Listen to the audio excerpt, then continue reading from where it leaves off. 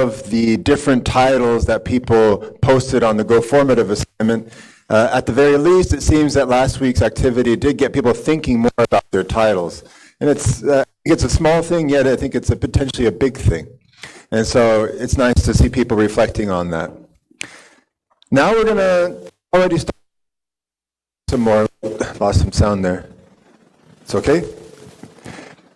And with the idea that starting next week, we're going to do the polishing of your introduction with an introduction due on the 9th of October. And so you have a little bit of time left.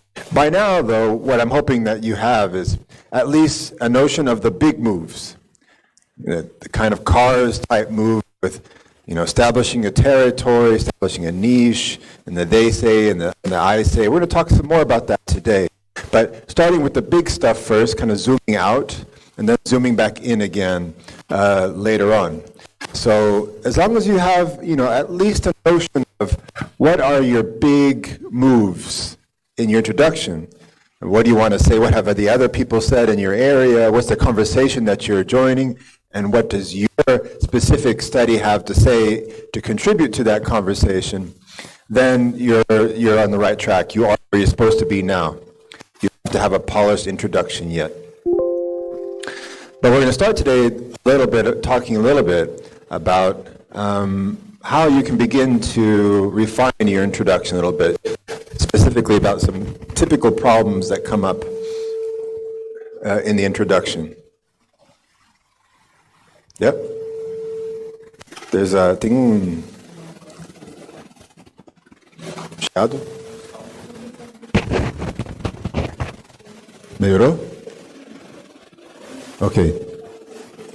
No?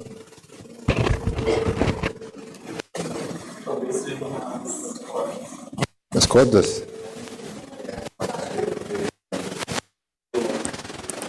Violão?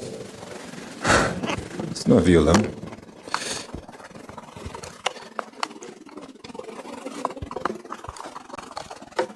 Não? Agora? So today we're going to look a little bit about your writing, look a little bit at your writing process, how that occurred. Revisit the importance of they say, I say, still a reverb.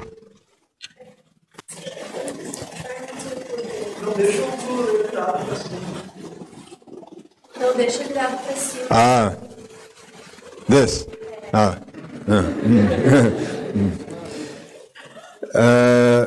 Some typical problems that I've seen that occur in the introduction section, and this happens to a lot of people in diverse areas. I think it's still reverbing.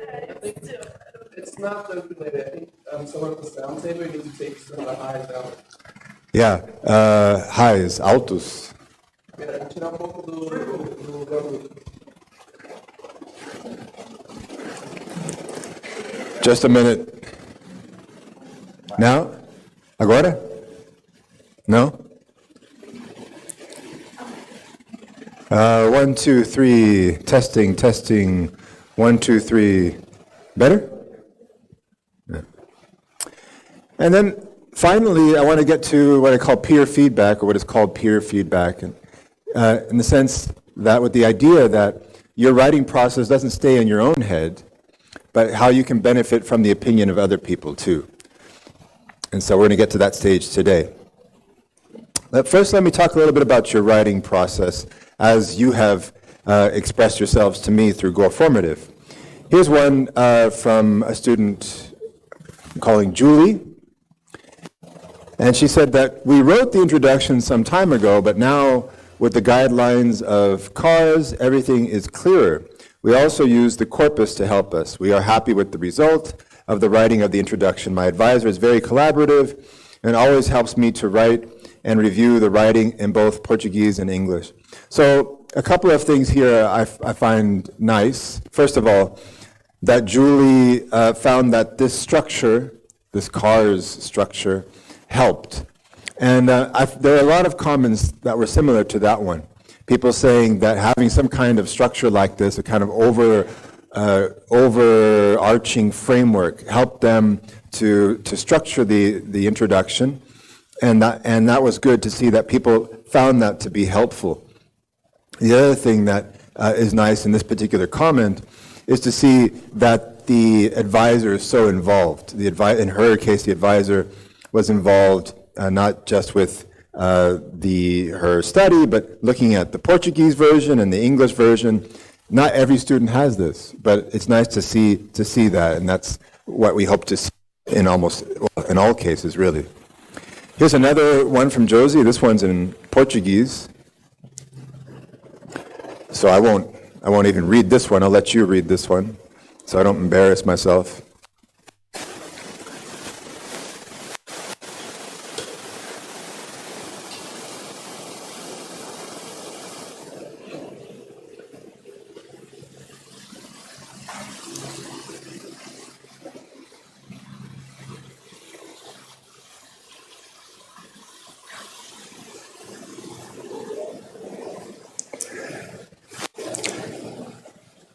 So my understanding or my interpretation of this passage is that this particular student has had some feedback from her advisor, but it's mostly been focused on her research and what's already written, it's giving feedback, but not really on the writing process itself, on the composition itself. And I think that's quite normal. I've conducted research that looks at, to what extent do advisors get involved in the actual writing process? It's not very common. Maybe because advisors have a lot of other things to do. Maybe because they just don't see it as their role, advisors, in helping students with their writing. And sometimes, and I've heard this from students, say students themselves don't feel comfortable asking their advisors to help them with the writing specifically. They want to use their time to talk about research methods, for example. And that's fine. But one thing that this author mentions, and this is related to this problem, as it were, with advisors as they pertain to the writing process, is what Josie mentions as Dia da Escrita. What she's referring to is not Dia da Escrita, actually. That's not the name of it, but I know what she's talking about. It's an event that CAPA holds, the Centro de Assessoria de Publicação Acadêmica, once a month, usually on a Saturday. And the idea is for you to get out of your shell, if you want to, and to write in a space that is more social, with help from CAPA people. So there's an event that's open right now, and it's going to happen this Saturday if you want to sign up. There's still a couple of places left. And this is what we call the Dia de Produção. So the Dia de Produção is an event that is a social writing process with the added advantage of having people from CAPA there to help you if you have any kind of question or you'd like to exchange some ideas about your writing. They're there to talk. If not, you can just use the time to simply sit there and write, which some people just do. They just want to have a time and a space, in this case from 9 a.m. to 3 p.m., just to separate some time just to sit down and write. And so you get people here for master's degrees, doctoral degrees, and also professors who reserve time to do that. Again, that's the Dia de Produção, and there are a couple of people there to help if you want to sign up. Here is the website, or rather the Facebook page, where you can get more information about that, in case you're interested. If you missed this one, or if the spaces fill up for this, you have other opportunities in the months to come. A comment came in through our email from a student named Rafael saying that we're tending to over-include biological science papers. I didn't intend to do that, but he was looking for examples in his own area, his own field, which is urban studies or urban science, of the kind of cause structure that we've talked about. And he found this one as a really good example. He said it might be worth sharing with you, so I'm sharing this with you now, which is the title, an article titled "Gentrification in the Wake of a Hurricane," New Orleans after Katrina. And this is from the journal Urban Studies.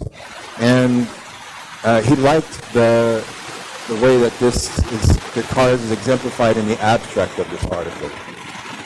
So just briefly, the abstract says, Hurricane Katrina struck the city of New Orleans in August of 2005, devastating the built environment and displacing nearly one-third of the city's residents.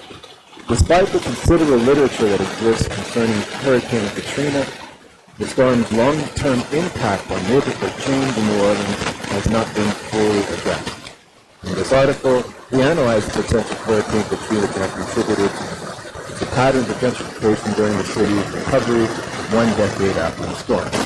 And what you see, and I agree with this nice example, is what you see here is that first sentence.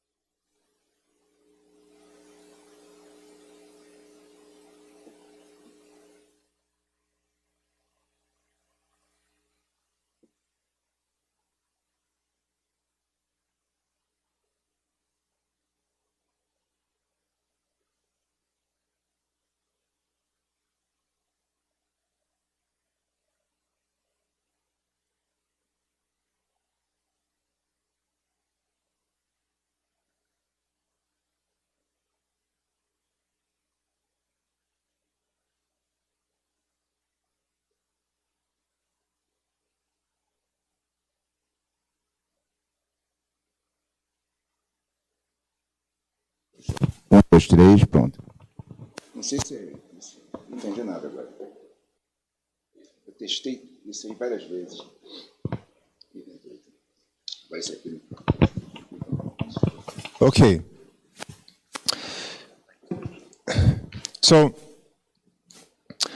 this last phrase of the second sentence would be an example of one that one could use to build a kind of phrase bank, as it were, of lexical or linguistic signals that, in a nice way express that you're moving to move to.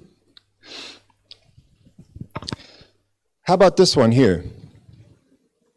This is an introduction, a draft introduction from a student. Would you say that this is a good introduction, based on what we've discussed? I'll give you a few seconds to read that.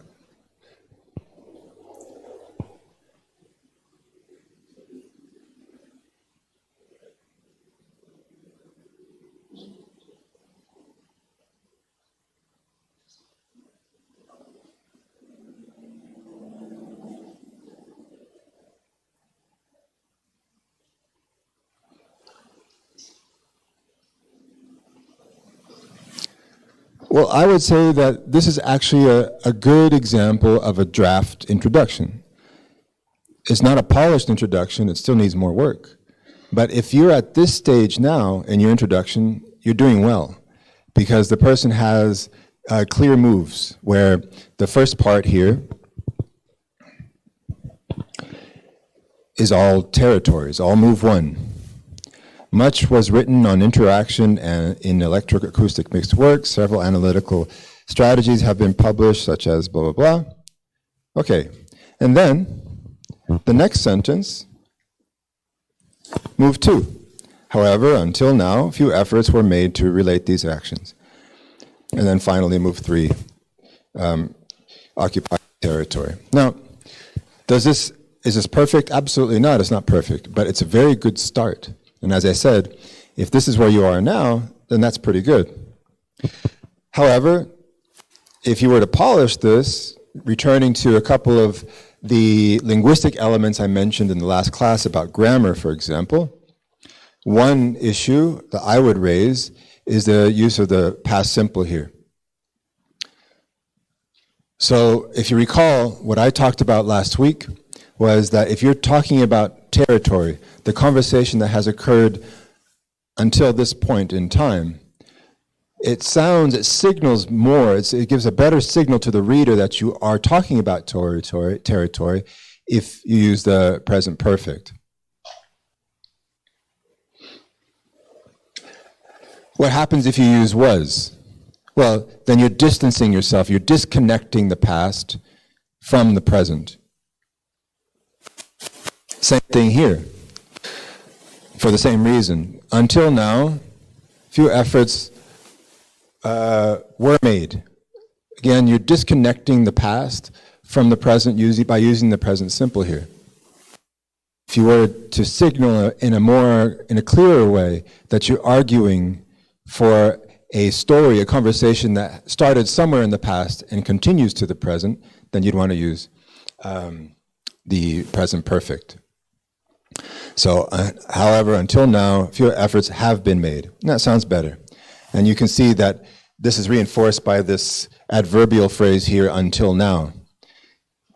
That would signal, that would tend to the reader would want to hear, have been, the present perfect in this sense. So, small things, small issues to polish in an introduction like this, and hopefully you will get to this point. But if you're already at this point right now, you're doing well. The important thing is that this person already has, again, the sort of they say and I say. They talk about what the people have said, the conversation they're entering, and where the research fits in. I received an email, I think it was last year, from somebody who wanted to contribute to research that I have written, right, to that conversation. So here's an email from an author that published an article, and the author writes to me and says that perhaps I might find their article on a set of corpus-derived vocabulary lists potentially interesting. So the person basically is actually letting me know privately in an email, this author, letting me know that they've contributed to the conversation that I contributed to, hopefully, I guess, so that I can, include it in the research that I cite. I think it's an interesting strategy. And this is the paper that the person published in a journal, an Elsevier journal called English for Specific Purposes. The title is Position Vectors, Homologous Chromosomes, and Gamma Rays, Promoting Disciplinary Literacy Through Secondary Phrase Lists.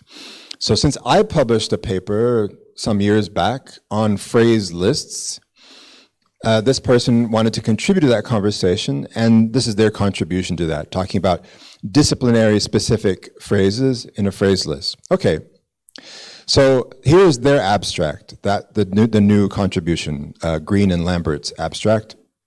And they say, 2 recent trends have occurred in the long tradition of corpus-derived wordless research and development. The first is that the usefulness of general academic word lists has been questioned in the context of debates over whether there is a core academic vocabulary, resulting in a movement toward discipline-specific pedagogical word lists. The second trend has been to move beyond single word resources to develop pedagogical material such as the phrase list, which is mine, and the academic formulas list. The current paper combines these 2 trends. The current resources consist of discipline-specific and so on. The reason I'm bringing this here to this class is to kind of reinforce something that I think is important in this context, which is when they're contributing to the conversation, they're not pointing out a defect. Sometimes students have told me, well, I don't want to say that there is a defect or a problem in the literature. I think it's different. It's one thing to say there's a gap in the literature, another thing to say that there's a defect. The author came to me and said, here's my paper contributing to the conversation that you contributed to. Didn't come to me and say, I am talking about a defect in your study. And so here, this person has taken two trends, one talking about more discipline-specific vocabulary, and the other side, another trend, which is the move towards phrase lists instead of single word lists, and they wanted to make a contribution to that. And then that's their they say. So they say and I say is not about finding a problem in the research necessarily, it's about just making a contribution to a conversation. So here is my paper that the author cites, 2012, a phrasal expressions list. And I did the same thing, very similar to what that author did. I said there is little dispute that formulaic sequences, which are phrases, form an important part of the lexicon, but to date there has been no principled way to prioritize the inclusion of such items in pedagogic materials, such as ESL, EFL textbooks, or tests of vocabulary knowledge.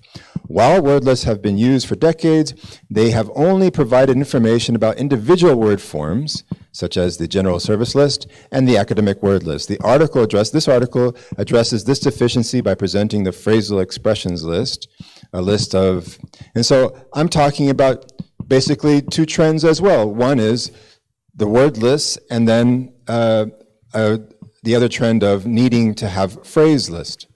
Sir? Yeah. A chamada está no ar, está desde 2h15, vai ficar até 2h45. Primeira chamada.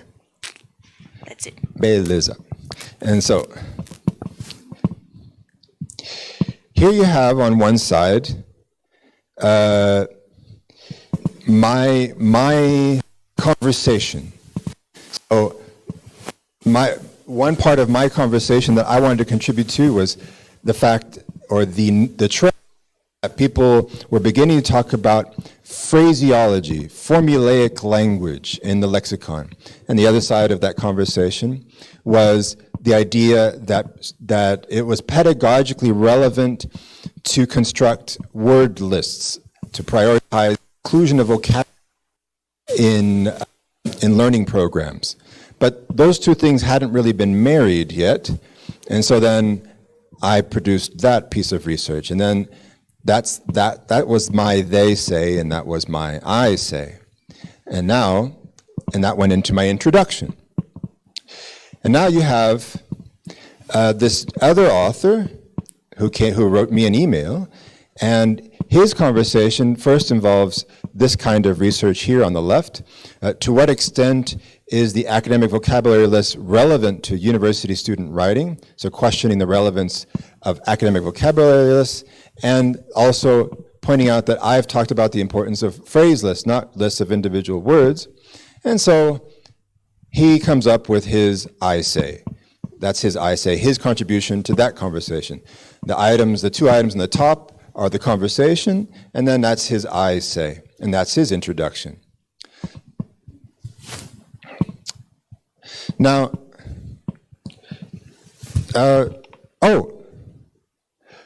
you're probably wondering why I'm carrying this here.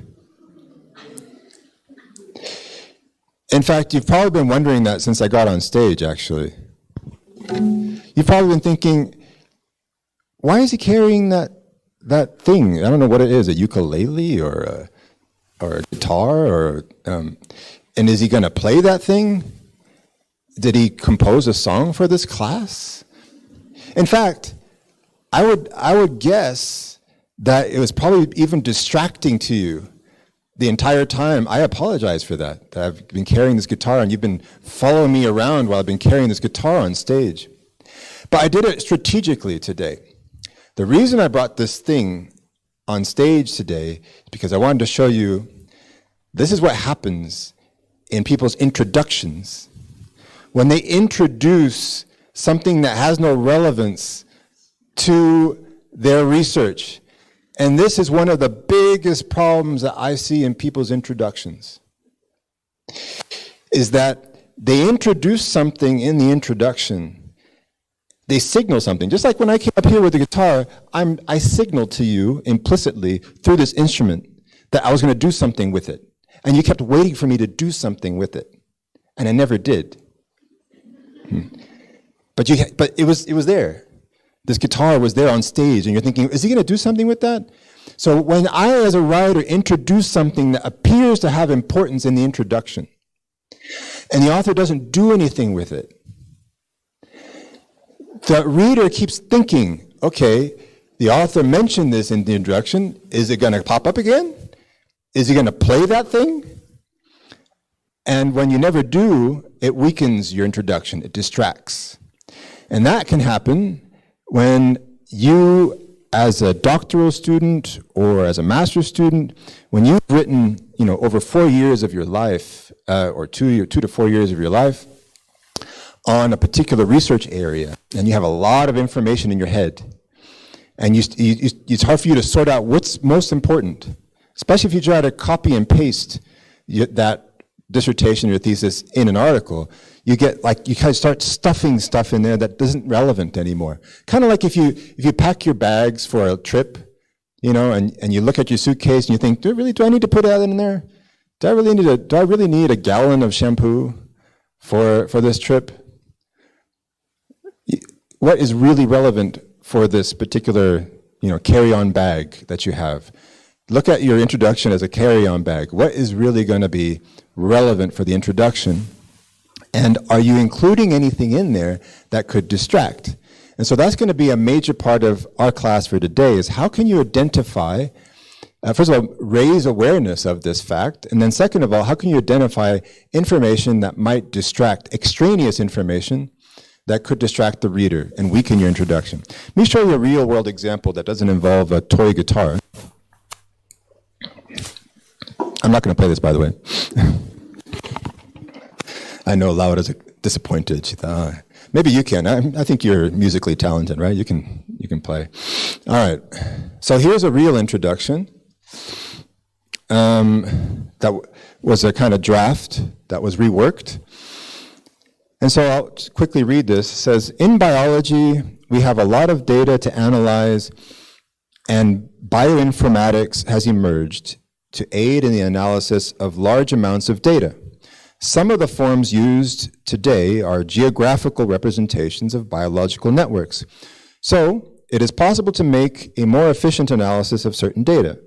Many tools have already been produced in order to provide better visualization and understanding of the data. Okay, so already here, if you look at this, it seems like a couple of different characters have been introduced in the same way that I brought a guitar on stage. So this would be interpreted at a first glance as being the first move, move one, establishing a territory. And so then, the next part of this is many who enter bioinformatics have only one side of training, biology or computer science. And this leads to a larger learning curve most of the time, and although there are several software packages to aid in research and analysis, people do not always know which is better or which is going to fit your research better, and sometimes do not even know if using the software will help something in your research. Okay, so this would appear to be maybe a move 2, with the rest being a comparison between the existing software will be done, so that's move 3. Okay, but there is some potentially confusing information here, potentially something like a guitar that's brought on stage that is a character, really, that's brought in that could confuse. So here you have, in the second sentence, some of the forms used today are graphical representations of biological networks, so it is possible to make a more efficient analysis of certain data. Okay, but the problem is if you keep reading the introduction here, this idea, you begin to realize that this is not the main point the author wants to make. And when I first read this, my first thought was, okay, the author is going to talk about graphical representations. It's just like when I walked on stage with a guitar. I'm signaling something with the instrument here, and you're thinking, okay, some reason this class is going to involve music. And when I read this, I thought, okay, for some reason, this introduction, or this article is going to talk about graphical representation. But it doesn't. In fact, this is not the main crux of the article at all. So today, we're going to talk about this point here, that you have to be careful with extraneous information in your introduction. Do you have anything there that will distract? If you are, imagine, that your article is this. Are you bringing in Big Bird in the middle of Star Wars? Something that doesn't fit in with the rest of your research, but you think it's there, it's important, but it isn't. So, if you remove this, one litmus test of whether it's important is if you remove this. So, remove this phrase, actually, it makes no difference at all to the introduction. So, in biology, we have a lot of data to analyze, and bioinformatics has emerged to aid in the analysis of large amounts of data. Many tools have already been produced in order to provide better visualizations. And so I removed that, and it made no difference at all in the introduction. But if you look further, you begin to see some other problems. So here, although there are several software to aid in research and analysis, people do not always know which is better. So this seems to be a more important part. But the phrase that comes before it is this one here. Many who enter bioinformatics have only one side of training. So they're talking about training. So either they are trained in biology or they're trained in computer science. And this leads to a larger learning curve. And then they're talking about different software types. Okay.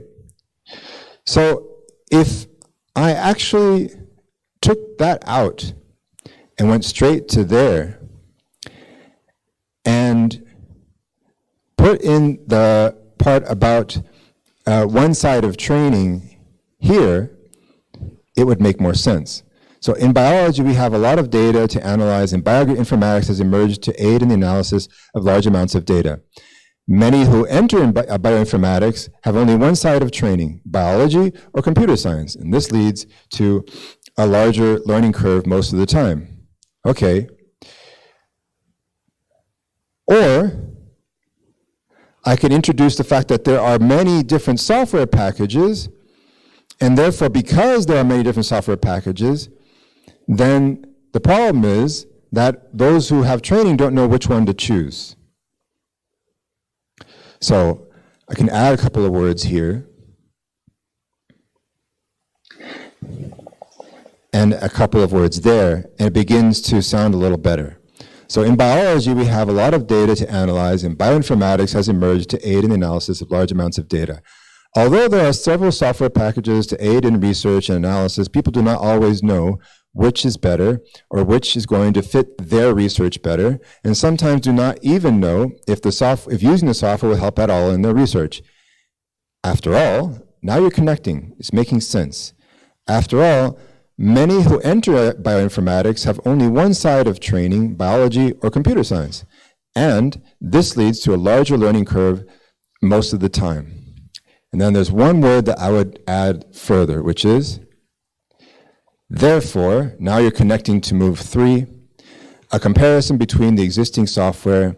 So, and this reads much more clearly. When you have more time after this class, look at this again.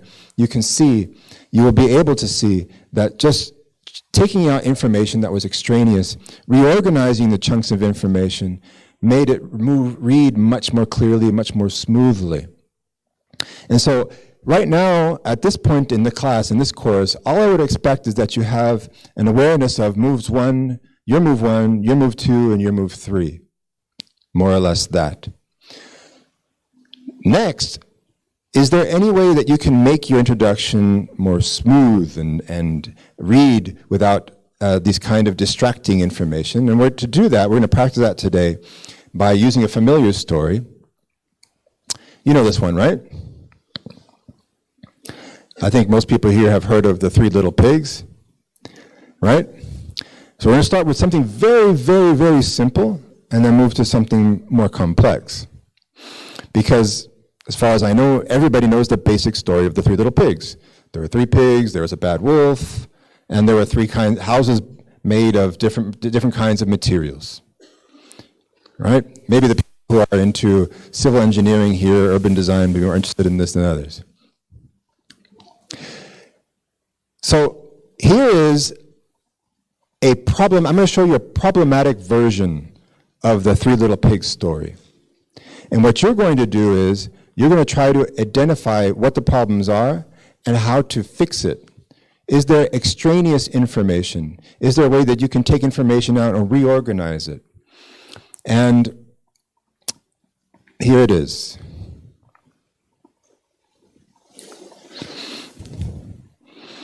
There were three little pigs of different ages. There was a wolf nearby. They needed to build a home. The first pig decided to build a house of straw. The second built a house of sticks. Its name was Porky. The third pig took longer to build his house. His house was made of bricks. Bricks are a more expensive material. A hungry wolf came to eat the pigs. The pigs hid inside their homes. The wolf easily blew down the first house. It took longer to blow down the second house, but the wolf did it. The third house was made of bricks. It was impossible to blow down. Okay, there are many different tweaks, different ways you can fix this. Just a minute.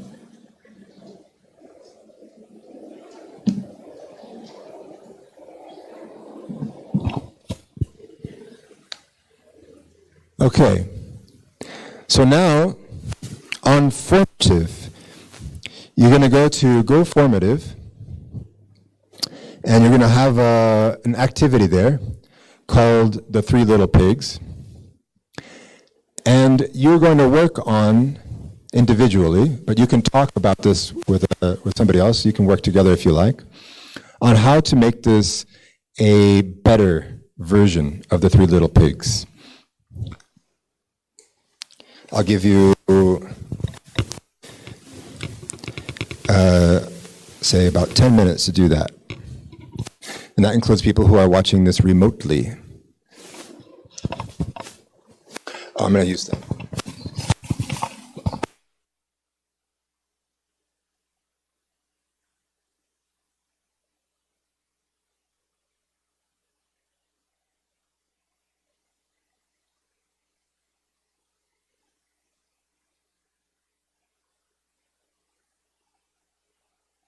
Sorry, ¿cómo?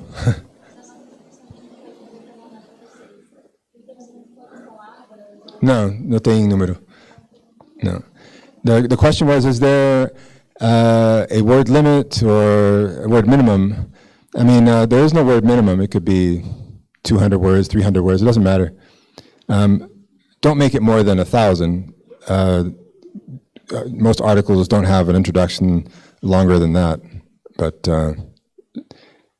whatever fits your work better. One thing I can tell you, though, is if it's a very long introduction, we immediately suspect that the person simply copied their thesis or dissertation and pasted it.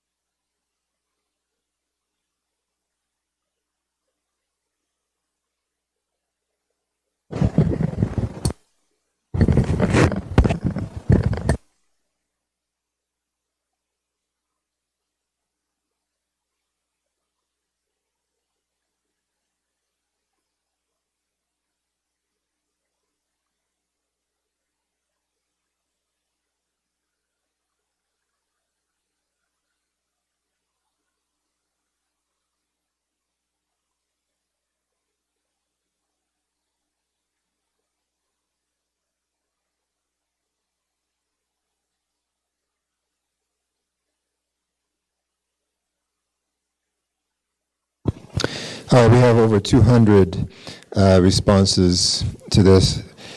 You can continue doing this if you like. Actually, you should. But if you look at the original sort of bad example of the Three Little Pigs story, you begin to notice some information that's not necessary. And so, even though this is such a very, very simple children's story, I think it's a good way of becoming aware of how difficult it can be to decide what information is necessary and which one can be distracting. So here, for example, here's a student tried it and improved the English, and I think did a better version, but there's still a few problems, I think. So here you have, there were 3 little pigs of different ages who needed to build their houses. But then, if you read this, imagine this was an academic article. You wonder, okay, they're talking about ages. Are there ages? Or ages must have some kind of importance in this article. There must be something about their demographics, something about their ages will come up here in this story that they're telling. But as you know, in the Three Little Pigs story, as far as I know, their ages don't matter, really. Age is not really an issue in this story. But if you're reading this, if you're not familiar with the Three Little Pigs story, you think, okay, so there's something here about ages. So I better keep reading because ages are going to come up again. So in a way, ages, the word ages here comes up as a story in a plot line, as a character almost. Did you ever watch many of you have seen the series Game of Thrones? And in Game of Thrones, I can't remember in what season it was. I watched Game of Thrones. In one of the seasons, there was a character named, was it Gendry, I think his name was? Do you remember this guy? He was the bastard son of King somebody. Can't remember. Baratheon, right? Yeah. So he was the bastard son of King Baratheon. He was a blacksmith. And he seemed to emerge as an important character in one season. And then, like 2 seasons went by and he never came up again. And a lot of us were thinking, at least I was, what happened to Gendry? Is he going to come up again? And he does come up again later on. So, they weren't totally clueless about that. But in this case, it's like the word ages is kind of like a Gendry is being introduced here. He's this little guitar that's being introduced to the story. What do ages have to do with the story? It just distracts. It's just extraneous information. And the person does do a good job with improving the English with thatched house. It's more sophisticated vocabulary. But here you have called P, and you think, okay, is it necessary to bring his name in here? Maybe not. And also, it's not that clear. On the other hand, other information that is important in terms of, why something took longer, or why they started to build the house in the first place, maybe isn't included. So this exercise, we're going to continue talking about this next week. It's just the beginning of you to become aware of the importance of this, and in your own introductions that are not about pigs. All right. Let me go back to our slides.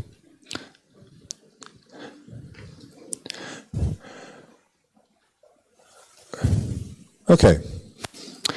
So now I want you to think about your introductions. First of all, if you're here today in the auditorium and you have the introduction written somewhere, either on a printed piece of paper or in your computers, I'd like you to share it. I'd like you to share it with somebody next to you and have them look at it. Ask for feedback. Can you tell what my cars? Is there clear moves here about the they say and the I say, establishing a territory, establishing a niche? And also, can you identify any extraneous information, anything there that can distract the reader in someone else's introduction? You can do this here in the auditorium, or if you're watching this remotely and you have and you're with other students or your advisor or both, you can do the same thing. If you don't have anything written yet, or you don't have your introduction here, that's fine too. You can simply talk about how you're conceptualizing your introduction with someone. And I want to talk about this is my conversation, and this is my contribution, and try to get feedback on that. If you are in the remote group, so not here in the auditorium, but watching this remotely, and you're by yourself, then simply try to revisit the points that we've raised from last class and today especially, and see if you can improve your introduction based on those concepts. And you'll have 10 minutes to do that now.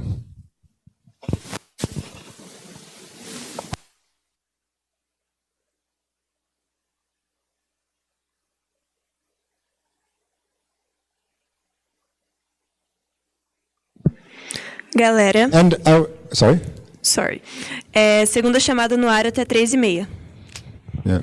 And just one last thought about all of this is that many people here have never done anything like this before. Have never shared their writing with somebody else. Maybe have talked about their research with other people, but never shared their writing with someone else. And some people might think, well, what's the value in that? The person I'm sharing this with isn't an expert on writing. But the point is, one of the points is that if you can find, I don't want to say problems, but if you can find issues in somebody else's writing, then it can help you find problems in your own, issues in your own writing. So developing a critical eye for somebody else's writing actually can have a positive effect on your own ability to write. And the other thing is that by talking about your writing, talking about what you're going to write about, that can often have a positive effect on your writing in the sense of thinking of things when someone gives you feedback. Even just you talking about it, not even receiving verbal feedback, but just you talking about it can have the effect of you remembering things. Oh, I need to include this, or you know what? Another way I could say this is that, simply by talking about it. A lot of people don't think about how talking about writing can actually help the writing itself. The only thing about putting your fingers on the keyboard. But this is meant for you to be aware of. This can be a helpful thing. All right, so go ahead.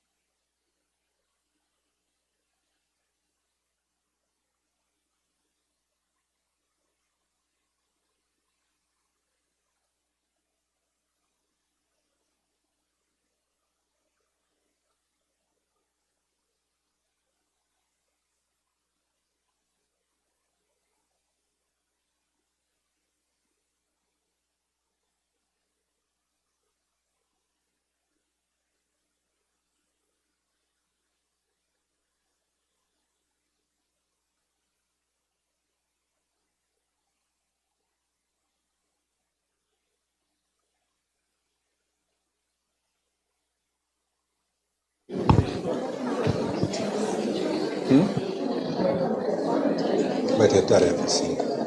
Aliás, eu vou abrir já.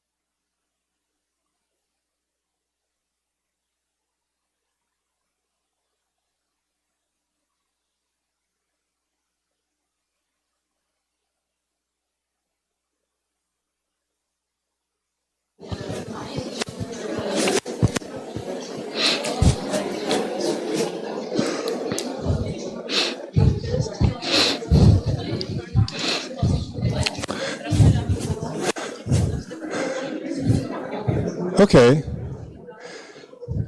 So how was that experience? Would anybody like to comment? It could be in English or in Portuguese or French.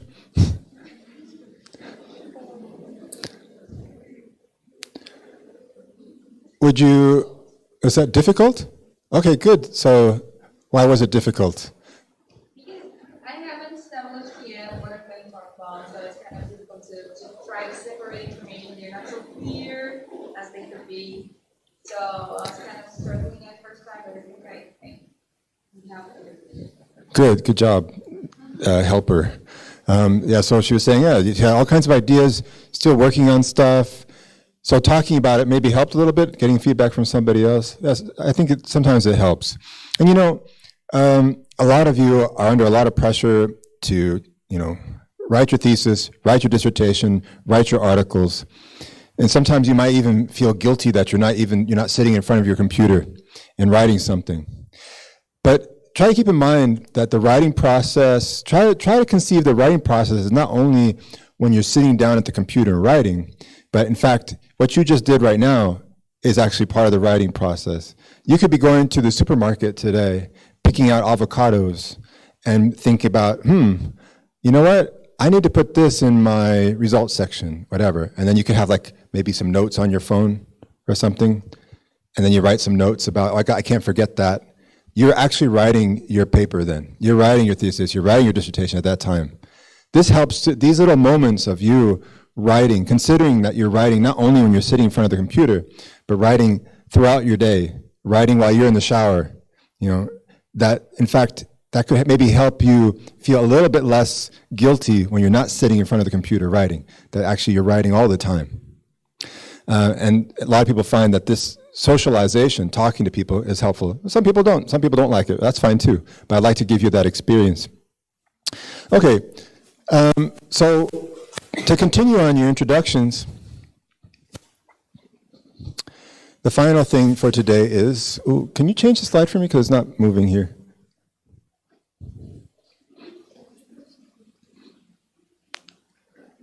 Okay, thank you. So on my website, has the class website, and also later on today on the Moodle, you'll have a choice to download either an introduction in Portuguese or an introduction in English. So if you feel comfortable in English, if you feel confident in English, then download in English. If you feel like your English is not that strong, or you feel more comfortable in Portuguese, that's fine too. There's a version of an introduction in Portuguese. There are different introductions. One was originally written in English. The other one was originally written in Portuguese, but you can choose. Please don't do both. Just choose one. You will download that introduction, and you're going to look for problems in it, especially those related to what we talked about today. Is there any extraneous information that you think doesn't belong there or is not clear? And then informative, you will try to fix the problem, try to offer a different version of it. And that's it. And if you have a partner, a lab partner, or a fellow student you'd like to work on this with, I encourage you to continue the dynamic that you started with here today. And that's it. Next week, we're going to start talking about the 3 C's, clarity, cohesion, and coherence in your writing, and what's called authorial voice, which is something that few people talk about, but I think is very important. And that'll be your last kind of polishing in this writing house where you are all artisans polishing your work, and then after that you have the introduction to turn in. So don't forget that if you haven't written anything yet, that's okay. You've been writing, you've already started writing today in this class, either physically or virtually. And so I encourage you to do that. Thank you very much.